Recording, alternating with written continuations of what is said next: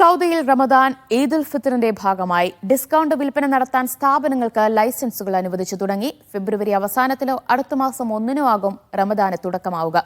വാണിജ്യ സ്ഥാപനങ്ങൾക്കും ഓൺലൈൻ സ്റ്റോറുകൾക്കും ലൈസൻസുകൾ അനുവദിക്കുന്നുണ്ട്.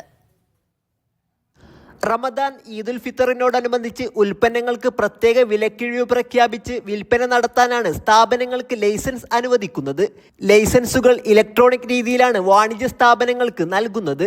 വ്യാപാരികളുടെ വാർഷിക കിഴിവ് ബാലൻസിൽ നിന്ന് ദിവസങ്ങൾ നഷ്ടപ്പെടാതെ തന്നെ റമദാൻ ഈദ് ഡിസ്കൗണ്ടുകൾക്കുള്ള ലൈസൻസുകൾ ലഭിക്കും.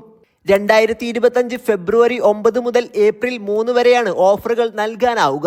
ഇലക്ട്രോണിക് ഡിസ്കൗണ്ട് സിസ്റ്റം വഴിയാണ് ഇതിനുള്ള അപേക്ഷ നൽകേണ്ടത്. ലൈസൻസുകൾ സ്വീകരിക്കുന്നതിനും കാലാവധിയിൽ മാറ്റം വരുത്തുന്നതിനും ഓൺലൈൻ വഴി സാധിക്കും. വാണിജ്യ രജിസ്റ്റർ അഥവാ CR ഉപയോഗിച്ചാണ് ലൈസൻസ് നൽകുക. രാജ്യത്ത് പ്രത്യേക ലൈസൻസ് നേടാതെ വിലക്കുറച്ച് വിൽക്കുന്നത് ശിക്ഷാർഹമാണ്. Sabith Saleem, media 1, Jeddah.